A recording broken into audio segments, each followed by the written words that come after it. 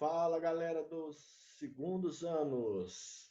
Hoje nós vamos então estudar a primeira semana do volume 2, né? São correções que nós vamos fazer na página 96 e 97. Lógico que é da disciplina de História com o professor Ronaldo.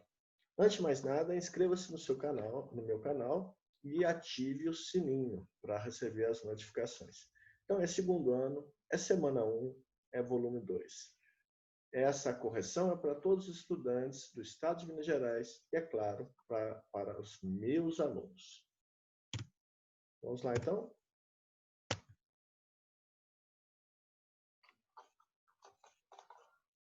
Aí, vamos lá.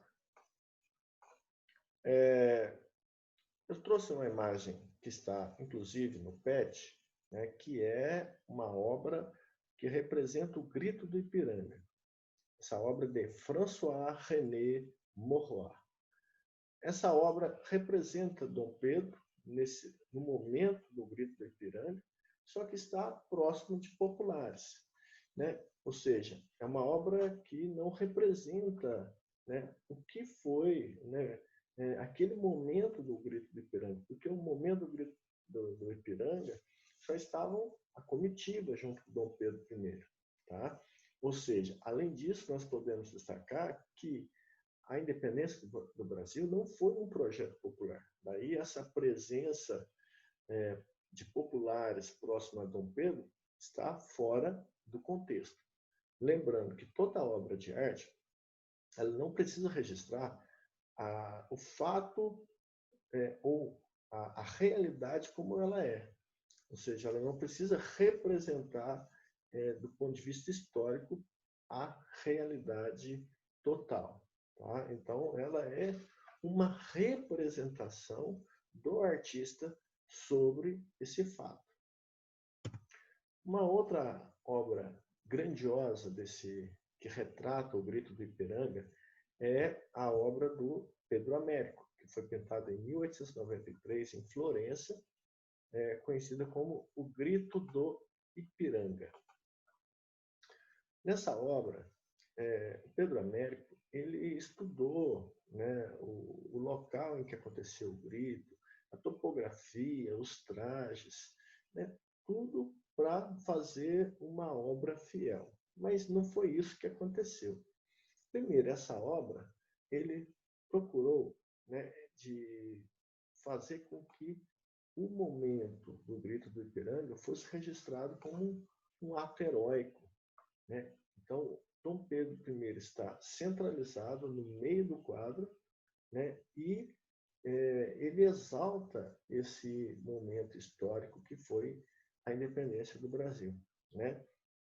Dom Pedro em cima de um cavalo, com trajes reais, mas o que nós sabemos que Dom Pedro, como ele voltava de Santos, subindo a Serra do Mar, provavelmente ele não estaria montado a cavalo, e sim em burro. A comitiva estaria em burros e mulas, porque é um trajeto muito difícil, muito acidentado. Uma outra coisa que nós podemos destacar, a comitiva de Dom Pedro era uma comitiva pequena, e também nessa comitiva não havia, né, essa tropa aqui que vocês estão vendo do lado direito, que é a Guarda Imperial. Porque a Guarda Imperial só foi criada após a independência do Brasil. Outra coisa que nós podemos destacar, né, vamos apagar aqui para não confundir vocês, é esta casa do lado direito, esse casebre. Não existia no dia da independência. Se vocês observarem, o Riacho do Ipiranga está aqui bem embaixo da obra. E o objetivo de fazer uma topografia em forma de serra é para realmente exaltar essa figura, né, de Dom Pedro, né, com os cavalos recuados e batendo as patas no Riacho do Ipiranga. Mas só que a topografia, né, o relevo, as margens do Riacho do Ipiranga é plano, é uma planície. Então, completamente descontextualizado do ponto de vista geográfico. E do lado esquerdo nós podemos destacar um homem puxando o carro de bois. Esse homem está com um olhar direcionado a Dom Pedro com uma face de espanto, né, um olhar de espanto, espantado com o que estava acontecendo, como se ele não soubesse do que estava acontecendo. Esse homem puxando o carro de bois, ele representa o povo brasileiro, que muitas vezes não sabe do que está acontecendo dentro da nossa política, né? Os fatos políticos acontecem, mas muitas vezes o povo brasileiro fica ausente desta participação política. Ok? Então, esse homem puxando o carro de bois representa o trabalhador rural, representa o homem humilde, representa o povo brasileiro. Então, vou tirar agora essa imagem aqui, por causa que senão atrapalha a leitura de vocês. Então, atividade 1, semana 1, volume 2, página 96. Esse texto aqui que trouxeram para vocês fala sobre a Revolução Pernambucana e a opinião que os historiadores têm a respeito da Revolução Pernambucana.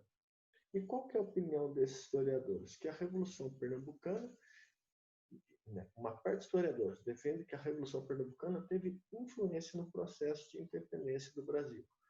Outros historiadores já não defendem essa posição, porque, inclusive, defendem como que a Revolução Pernambucana favoreceu ou foi um marco importante no processo de independência, sendo que o projeto da Revolução Pernambucana era um projeto republicano.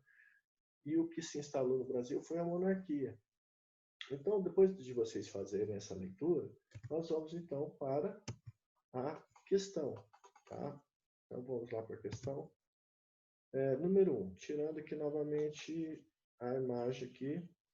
No que se refere à independência do Brasil, de acordo com aquele texto que eu passei para vocês, identifique as duas interpretações sobre o movimento republicano de 1817.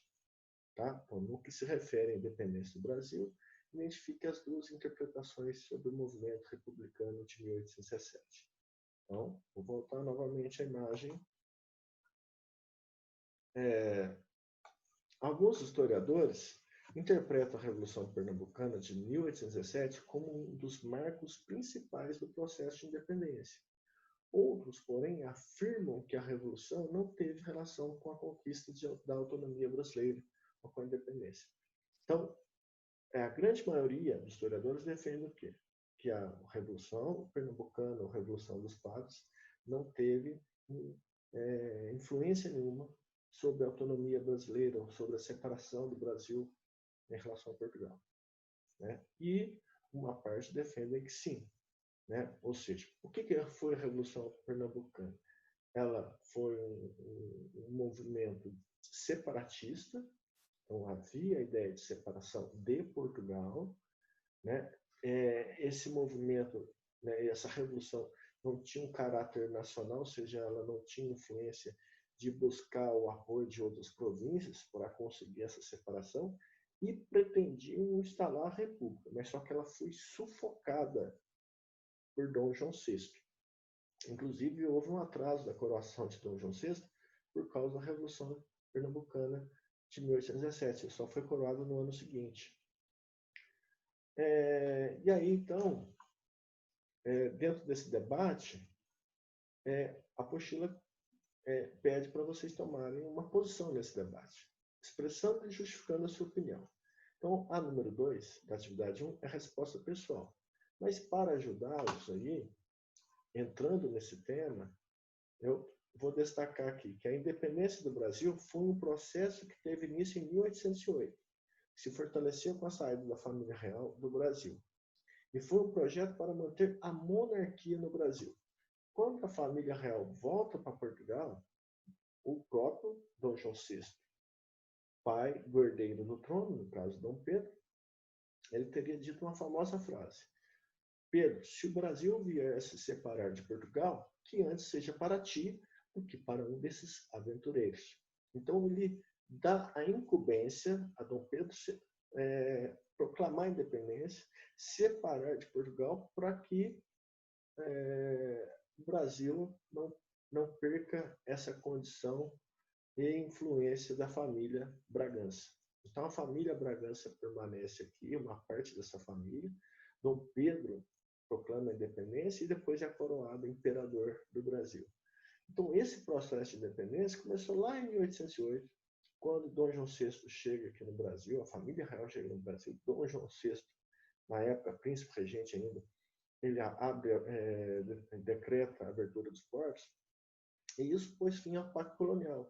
Então, a elite brasileira já estava acostumada com a autonomia desde 1808, e ela não queria essa recolonização, porque em 1821, as cortes portuguesas, no caso, a Assembleia, que fazia parte, uma Assembleia Nacional, que se constituiu lá em Portugal, defendia a recolonização. E a elite não queria esse retorno do Brasil como colônia. Então, continuando, vamos lá então. Está com um probleminha aqui, tá? Vamos lá.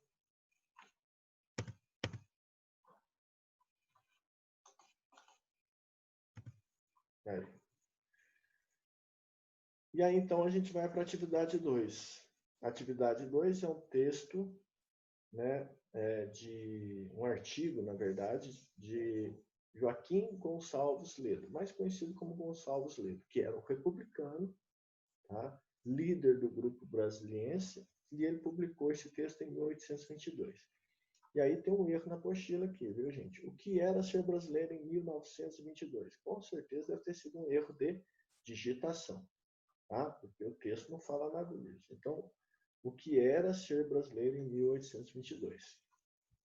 Então, o Gonçalves Ledo, ele diz aqui, ainda nenhum brasileiro disse, eu não quero Constituição. Nenhum exclamou também, separemo-nos da mãe pátria. Mas o capricho de alguns deputados das Cortes de Lisboa tem-nos grandemente aproximado de um termo, em que os brasileiros todos gritaremos unânimes, temos pátria, temos Constituição, temos rei e bastante coragem, denodo é coragem, viu, gente? E bastante coragem para defendermos a nossa liberdade, para conservarmos as nossas leis e a nossa política gloriosa de representação nacional. Então, o Gonçalves Ledo vai dizer o seguinte, que ninguém chegou a dizer eu não quero Constituição. E que ninguém chegou a exclamar, separemos da mãe pátria. Mas, segundo Gonçalves Ledo, os caprichos de Portugal, os caprichos das cortes portuguesas fizeram com que o brasileiro, né, os brasileiros gritassem unânimes, temos pátria, temos uma Constituição. Né? Então, ou seja, o brasileiro mudou de posição, né? Diante da pressão, querendo recolonizar o Brasil, eles mudaram de posição quanto a isso. Então, aqui está atrapalhando a minha imagem, vou tirar ela. Página 97, atividade 2. Como o artigo se posiciona em relação à separação de Portugal? O artigo de Gonçalves Ledo. Como o artigo se posiciona em relação à separação de Portugal? Gonçalves Ledo, que era defensor da República, em seu artigo se posicionava que com a pressão das cortes portuguesas não haveria outra alternativa a não ser a separação. E que havia coragem o suficiente para a liberdade. No entanto, a grande maioria defendia a independência com o rei, com um imperador. Voltando à minha imagem aqui. Então, o que Gonçalves Ledo defendia em seu artigo? Como que ele se posicionava? Posicionava o seguinte, que com a pressão das cortes portuguesas não haveria outra alternativa a não ser a separação. Então, ele coloca lá que nenhum brasileiro defendia, não temos Constituição, né? Não queremos uma Constituição. Mas a partir do momento que vem uma pressão lá de Portugal, os brasileiros unânimes passaram a gritar, temos pátria, temos Constituição. O que eles queriam? A separação. Então, a pressão das cortes portuguesas criou uma alternativa que não tinha como mais voltar atrás. Qual alternativa? A não ser só a separação. Mas só que a maioria queria uma separação, uma independência com o rei, com o imperador. e não a separação com a instituição da República, como o próprio Gonçalves Ledo defendia, porque ele era republicano. O que significa a expressão "eu não quero a Constituição, separemos-nos da mãe pátria"? No artigo, Gonçalves Ledo coloca que nenhum brasileiro teria dito "eu não quero Constituição", mas, pelo contrário, defendia uma Constituição e a separação de Portugal. Essa defesa da Constituição e da separação de Portugal só ocorreu depois das pressões da Assembleia Nacional Portuguesa, chamada Cortes Portuguesas ou Cortes Reais, para o retorno de Dom João VI, depois para o retorno de Dom Pedro. Então, essa pressão para que Dom Pedro voltasse para Portugal fizeram com que o povo já passasse a defender, então, a separação. E o povo aí, leia-se as elites que aproximaram de Dom Pedro e para a proclamação da independência. E dentro dessas elites, destacando aí José Bonifácio de Andrada, né, que de São Paulo foi para o Rio de Janeiro e lá foi nomeado um importante ministro de Estado. Então, no caso, as elites da colônia que foram defensoras da independência.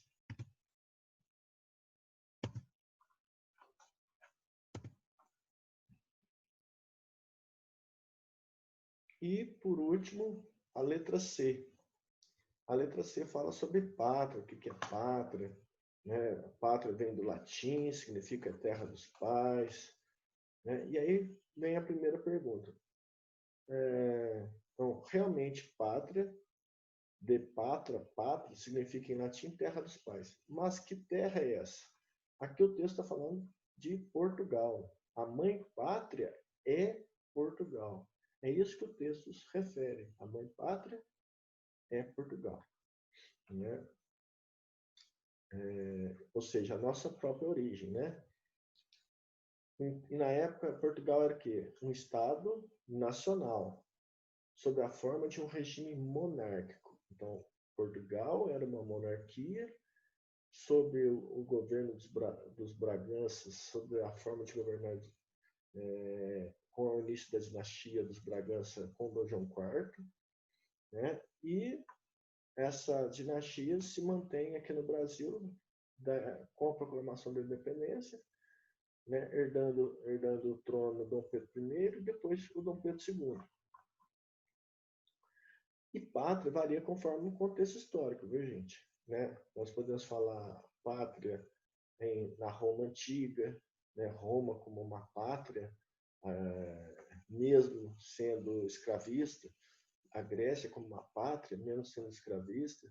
Então, pátria depende do contexto histórico. E a democracia ou a soberania não fazia parte dos interesses das elites. Então, lá em Portugal, que era a mãe pátria, nossa mãe pátria, era um regime monárquico, mas não havia democracia, não havia soberania popular, né? E não havia interesse das elites locais pela democracia ou por um regime republicano. Então, e a questão, a própria ideia de pátria é diferente dos dias atuais, né? É diferente. Você pode considerar, por exemplo, a sua cidade como a sua pátria. Você pode considerar o seu estado, né, o estado de Minas Gerais, como a sua pátria. Pátria é da onde você nasce, né? É da onde você vem, é da onde vem toda a sua origem, tá? Então, a definição de pátria é pessoal, tá bom, gente? Então, vocês que vão colocar melhor essa resposta aí, ok? Então, um grande abraço para todos, espero que tenham gostado das correções. Até mais, um grande abraço. Não esqueça de se inscrever no canal. Isso nos ajuda muito.